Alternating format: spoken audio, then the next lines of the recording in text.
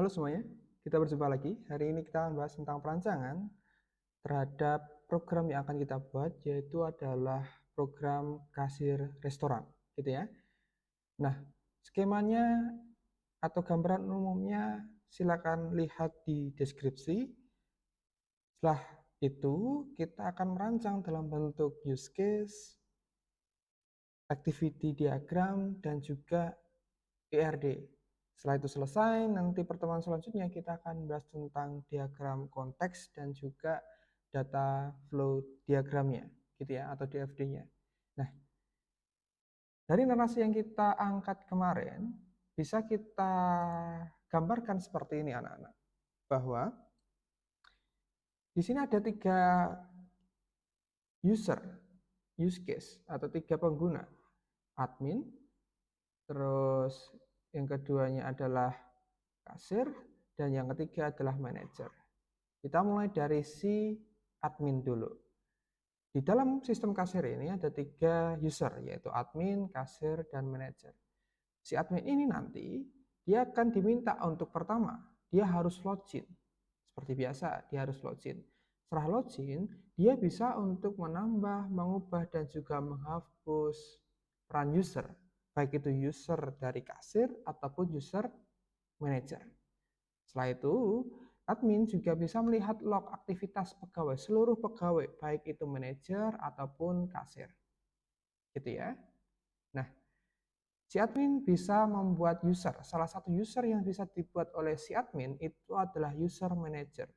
User manager sendiri, dia bisa untuk menambah atau mengedit menu. Gitu ya. Menambah dan mengedit menu. Dan dia juga bisa melihat seluruh catatan transaksi oleh seluruh pegawai. Terdiri dari transaksi harian dan juga transaksi bulanan. Manajer juga bisa melakukan filtering atau pensortiran, pencarian transaksi ataupun catatan transaksi berdasarkan nama pegawai, nama kasirnya yang melayani, dan juga tanggal transaksinya. Dia bisa melakukan 2 hal ini. Si manajer juga bisa mengenerate laporan pendapatan harian ataupun bulanan. Yang modalnya keluar berapa, untung yang bisa diperoleh berapa, itu akan kita kalkulasikan. Bisa kita generate dalam bentuk laporan. Gitu ya. Nah, kasir ini selanjutnya, selain admin bisa membuat user manager, dia juga bisa membuat user kasir. Nah, user kasir bisa ngapain? Dia bisa melakukan transaksi, memasukkan transaksi yang dipesan oleh si customer, dicatat oleh si kasir. Nah, dengan pencatatan ini, si kasir juga butuh melihat data menu yang diinputkan oleh si manajer. Si kasir juga bisa melihat seluruh transaksi yang ditanganinya sendiri, tidak ditangani oleh orang lain. Itu adalah apa yang bisa dilakukan oleh si kasir. Activity diagram bisa digambarkan seperti ini. Gitu ya. Berlanjut yang kedua. Kita bicara pada, tadi yang namanya use case diagram. Kita berlanjut pada activity diagram. Aplikasi kasir restoran dimulai dari si admin.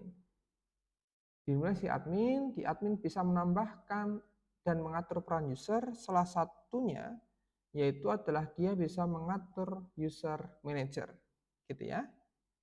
Nah, di user manager tadi bisa menampilkan daftar menu, dan dia juga bisa menambah dan mengedit daftar menu. Dari tampilan tadi akan didapat atau akan ditampilkan di dalam transaksi yang dilakukan oleh si atau yang akan dilayani oleh si kasir. Transaksi nanti atau si kasir nanti dalam melakukan transaksi, seluruh transaksinya bisa dilihat. Seluruh transaksi yang ditangani oleh kasir itu sendiri. Nah, dari seluruh kasir yang ada di dalam restoran, si manajer dapat melihat seluruh catatan transaksi ataupun seluruh data transaksi oleh seluruh kasir tentunya. Dan dia juga bisa melakukan filtering. Dia bisa melakukan filtering data transaksi dan data catatan transaksi. Dia bisa mengenerate laporan pendapatan. Dan semuanya nanti bisa, atau aktivitas yang dilakukan oleh si manajer, aktivitas yang dilakukan oleh si kasir bisa dilihat, dimonitor oleh si admin. Proses selesai. Step by step dari aplikasi ini kurang lebihnya adalah yang saya sampaikan tadi. Dari use case di awal tadi dan dari activity diagram yang kita sampaikan terakhir ini, nah bisa kita tarik dengan ERD dengan skema seperti ini. Nah, ERD-nya kita bisa membuat beberapa tabel. Di sini saya lukiskan menjadi 5 tabel. Di dalam suatu database ada 5 tabel. Katakanlah database-nya adalah database kasir.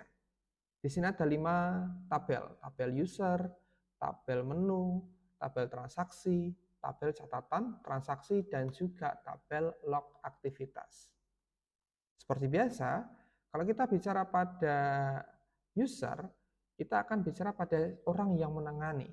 Terdiri dari user ID sebagai primary key, username, password. Untuk login pastinya dia butuh username dan password. Dia butuh nama dari si manajer ataupun si kasir secara real, bukan lagi username seperti itu. Nah, kita kasih status juga, apakah manajer ataupun si kasir itu aktif atau sudah mati misalkan, atau sudah off akunnya seperti itu. Nah, role-nya juga kita tetapkan. Dia sebagai apa? Dia sebagai kasir kah? Dia sebagai manajer kah? Atau dia sebagai admin kah? Dengan enum, gitu ya. Nah, si user ini ada kaitannya dengan si menu, gitu ya, menu. Si menu ini ada beberapa field. Satu yaitu adalah menu ID sebagai primary key. Nama menu atau nama di sini saya singkat, terus kategori, dia bisa bertindak sebagai makanan atau minuman seperti itu. Harga, ya di sini adalah integer. Nah, status, dia tersedia atau habis seperti itu. User ID-nya siapa yang buat menu tadi, berkaitan dengan usernya si manager. Yang bisa membuat menu hanyalah si manager. Kasir hanya bisa memanggil, manajer bisa membuat dan bisa mengedit, gitu ya. Nah, lanjut pada transaksi. Transaksi ini juga butuh data user ID. Dia membutuhkan transaksi atau user ID yang melakukan atau yang melayani transaksi yang berkaitan erat dengan user ID dalam rule, dalam tanda kutip rule kasir. Di tabel transaksi ini ada field transaksi ID, user ID, tanggal transaksi, total pembayaran, dan dalam pengembalian, dan juga pengembalian. Nah, di sini skemanya kasir adalah saat kita membeli suatu barang, saat kita melakukan transaksi pembelian suatu barang, katakanlah ke restoran seperti itu, dalam satu transaksi bisa terdiri dari lebih dari satu barang yang kita beli, gitu ya, betul ya. Nah, oleh karena itu tidak mungkin kita taruh langsung di dalam satu transaksi. Contoh kasusnya adalah seperti ini. Saat kalian pergi ke warung, kalian pesan barang lebih dari satu barang, kalian akan mendapatkan satu struk. Satu struk. Ingat, satu struk. Satu struknya tadi, di dalam struk tadi itu mungkin ada lebih dari satu barang yang kalian beli. Satu struk, tapi di dalam struk tadi ada lebih dari satu barang yang kalian beli. Contoh kasus di sini, kalian sebagai user, katakanlah dibantu oleh si kasir tentunya, kalian akan mendapatkan satu ID transaksi. Betul? Di dalam satu ID transaksi nanti ada lebih dari satu barang yang bisa kalian beli. Gitu kan? Nah, relasinya adalah di sini. Satu transaksi bisa memiliki lebih dari satu catatan transaksi. Di sini nilai total pembayarannya secara akumulasi, bayarnya dan juga kembalian. Dan selanjutnya ada tabel transaksi. Di sini adalah detail dari transaksinya itu. Dia beli apa secara detail, bukan secara umum, secara khusus lebih tepatnya. Dia dicatat berkaitan erat dengan menu yang ada di atas tadi. Berkaitan erat dengan menu ID yang ada di atas tadi, gitu ya. Dan juga jumlahnya. Jumlahnya berapa? Harganya, harga dari transaksi tadi berarti harga dari menu tadi dikalikan jumlah dari catatan transaksi. Harusnya seperti itu. Dan yang terakhir, itu adalah log aktivitas. Terdiri dari log ID, user ID yang melakukan siapa aktivitasnya, baik itu kasir ataupun manajer, dan juga tanggal melakukan transaksi itu kapan, atau melakukan aktivitas itu kapan, aktivitasnya itu apa. Nah, ini adalah gambaran umum perancangan dari sistem aplikasi kasir yang kita buat. Ini bisa dikembangkan lagi dengan cara mungkin bisa kalian tambahkan harga awal atau modalnya berapa. Di dalam setiap menu, katakanlah ada harga modal atau modalnya berapa. Harga jual, di sini adalah harga jual. Mungkin bisa dijadikan seperti itu. Sehingga nanti pelaporannya bisa kita hitung. Bukan lagi total transaksinya berapa, tapi juga total transaksi plus laba bersih kita itu berapa. Bisa kita tambahkan seperti itu sebenarnya. Nah, sekian untuk perancangan aplikasi kasir restoran. Terima kasih.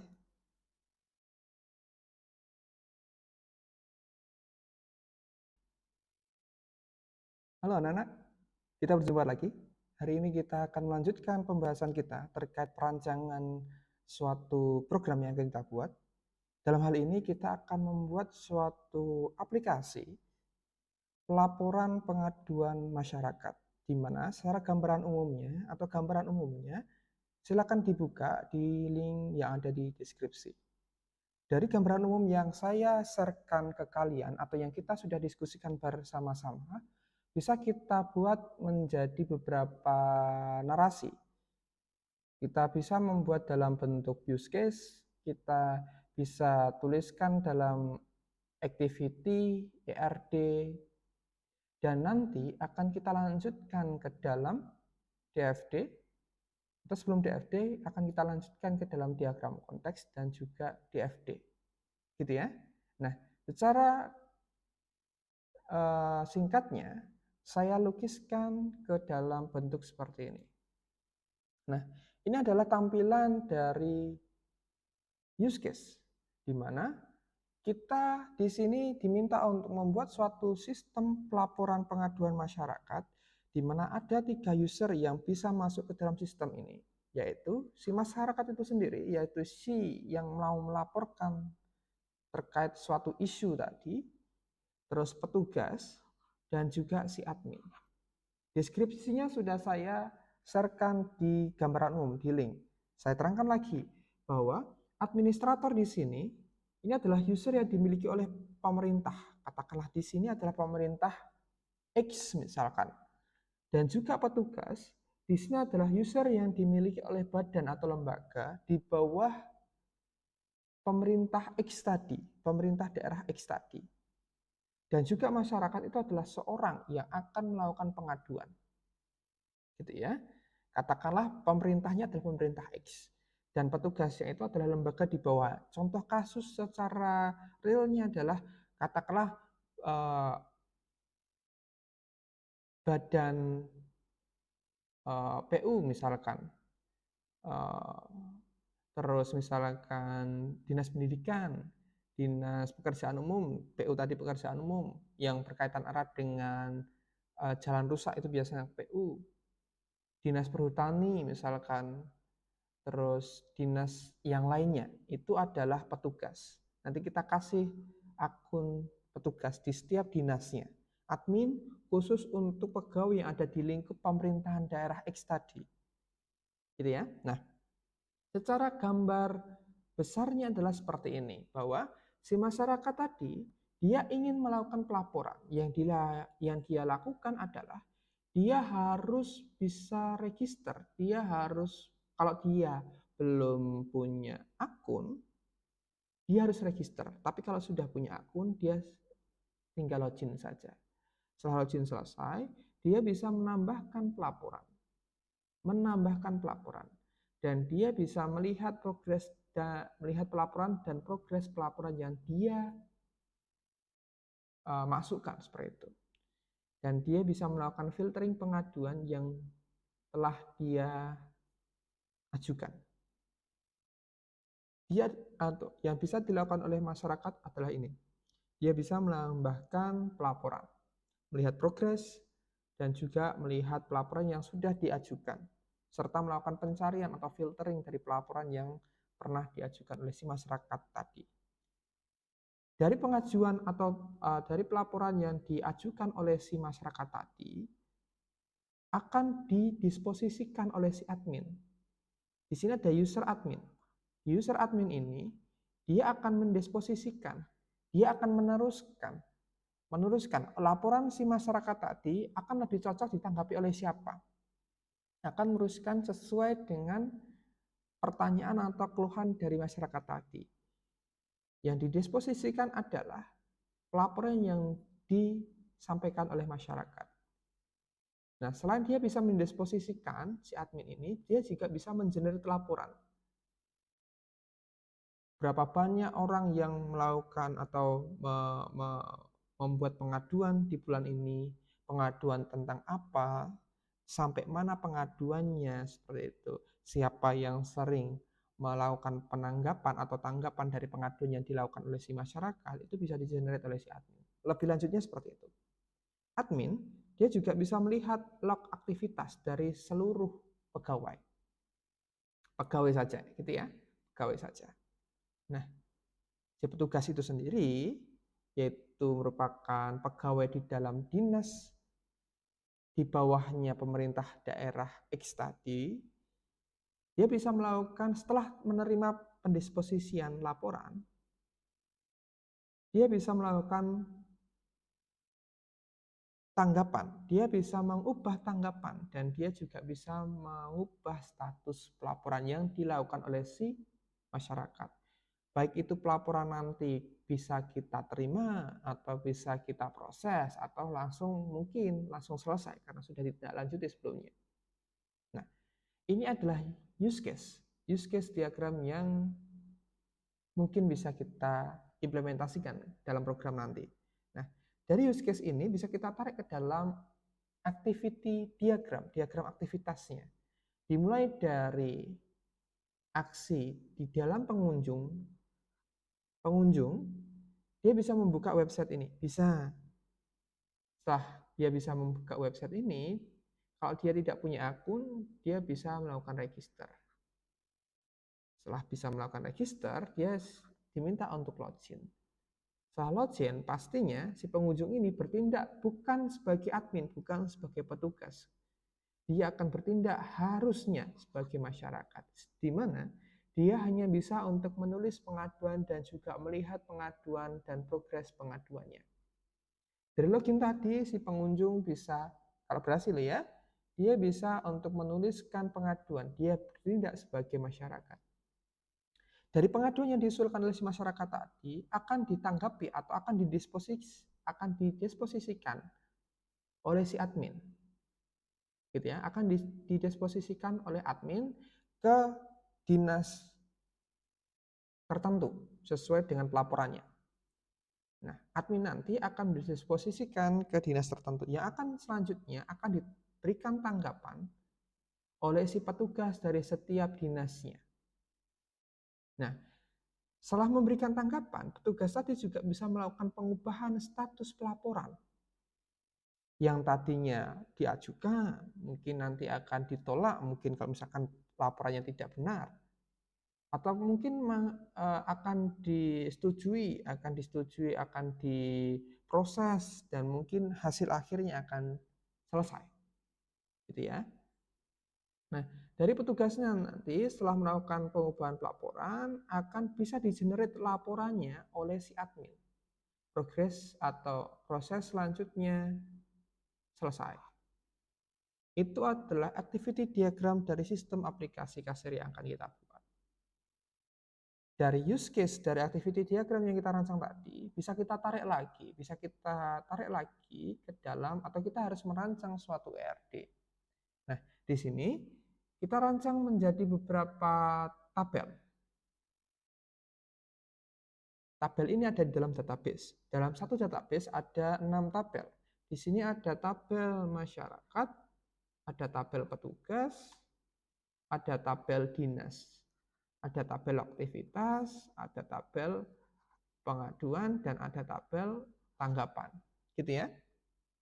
Nah, di tabel masyarakat dan petugas sebenarnya sama-sama kaitannya dengan pemakai. Ada kaitannya dengan user. Ada kaitannya dengan user. Tapi masyarakat di sini agar bisa dibedakan nanti, kita butuh data alamat, data kelurahan, dan data nomor telepon itu dari masyarakat itu sendiri. Sedangkan untuk petugas tidak perlu sebenarnya untuk data kecamatan, kelurahan, alamat itu tidak perlu. Nah, masyarakat sendiri dia punya NIK sebagai primary key. Dia punya nama real bukan username. Nama real sebisa mungkin adalah nama real. Nah, di sini adalah username untuk login seperti biasa dan password. Ada alamat secara lengkap, terus kecamatan secara terperinci saja, dan juga kelurahan. Bisa kita petakan nanti pengaduannya ini mengarah pada kecamatan apa, ada di kecamatan apa, terus kelurahan apa, seperti itu bisa kita adukan. Nah, di sini juga nomor telepon dari si pengadu tadi, gitu ya. Nah, selanjutnya kita ada tabel petugas. Di sini ada primary key-nya yaitu petugas ID, bukan lagi NIK, tapi cukup petugas ID saja. Nah, selanjutnya di sini ada nama dari petugas tersebut secara real. Username, password, telepon, itu harus ada. Telepon dari petugas yang menanggapi atau petugas yang diberikan amanah tadi. Nah, selanjutnya di sini ada atribut atau field level, terdiri dari dia bertindak sebagai apa? Petugas kah, admin kah, gitu ya. Dan jangan lupa di sini ada dinas ID-nya. Dinas ID berarti kaitannya dengan ID dinas yang ada di sini, gitu ya. Di sini ada tabel dinas. Di tabel dinas ada primary key dinas ID, ada nama, ada deskripsi dari dinas tersebut menangani tentang apa, kepala dari dinas tadi itu siapa, dan nomor telepon secara resminya itu berapa. Gitu ya, itu dinas. Selanjutnya, dari si masyarakat tadi bisa melakukan pengaduan. Dan di sini ada tabel baru yang namanya tabel pengaduan. Di sini ada pengaduan ID, ada tanggal pengaduan, ada NIK, merujuk pada masyarakatnya tadi. Dan isi pengaduan apa, dinas ID-nya, nanti kalau misalkan sudah disetujui, sudah didisposisikan, dinas ID-nya nanti akan berubah, gitu ya. Nah, foto, bukti secara fisiknya atau secara realnya bisa berbentuk foto, bisa berbentuk video sebenarnya. Nah, hari ini kita batasi dulu bentuk foto saja. Nah, di sini statusnya apakah dia 0 atau di disposisi. Kalau 0 berarti dinas ID-nya masih kosong, di disposisi berarti dinas ID-nya sudah terisi dengan dinas ID yang tertuju, proses, selesai atau ditolak. Itu pengaduannya. Pengaduan ini atau progres pengaduan atau status pengaduan ini imbas dari tanggapan. Bisa merupakan imbas dari tanggapan. Ya. Nah, dari pengaduan ini akan dilakukan penanggapan. Di sini ada tabel baru yang namanya tabel tanggapan, terdiri dari tanggapan ID sebagai primary key-nya, pengaduannya, dia nanggapi dari apa, dari pengaduan apa, seperti itu. Berarti satu pengaduan mungkin bisa terdiri dari beberapa tanggapan. Tidak selesai dengan satu tanggapan. Mungkin saya melaporkan ada jalan rusak di kecamatan A, ditanggapi pertama, oh kita survei dulu, proses misalkan, proses. Setelah itu ada penanganan, baru jalannya sudah diperbaiki, terima kasih atas pelaporannya, baru statusnya akan selesai. Nah, mungkin satu pengaduan bisa lebih dari satu tanggapan, gitu ya. Dan jangan lupa di sini ada tanggal tanggapan, isian tanggapannya itu apa, petugas ID yang melakukan tanggapan tadi siapa, dan status dalam hal ini adalah bukan status tanggapan sebenarnya. Di sini adalah status dari pengaduan. Gitu ya. Yaitu apa? 0, disposisi, proses, selesai atau tolak. Default-nya adalah 0 gitu ya. Nah, ini atau yang terakhir, saya lupa yang terakhir, yaitu adalah log aktivitas. Di sini ada tabel baru yang namanya log aktivitas, terdiri dari primary key-nya log ID, aktivitas yang dilakukan oleh siapa merujuk pada petugas ID, tanggal melakukan aktivitas itu kapan, dan juga aktivitas, oh ini salah, aktivitasnya itu apa. Nah, ini semua atau 66 tabel ini adalah ERD dari aplikasi pengaduan atau pelaporan pengaduan masyarakat. Bisa kita persimpel lagi atau mungkin bisa kita perkompleks lagi tergantung customer. Baik lagi siapa customer kita, apa yang kita buat harus sesuai dengan yang dimau dan yang bisa kita buat dasarkan yang di request sama si customer. Gitu ya. Ini saya akhiri perjumpaan saya. Terima kasih. Dah.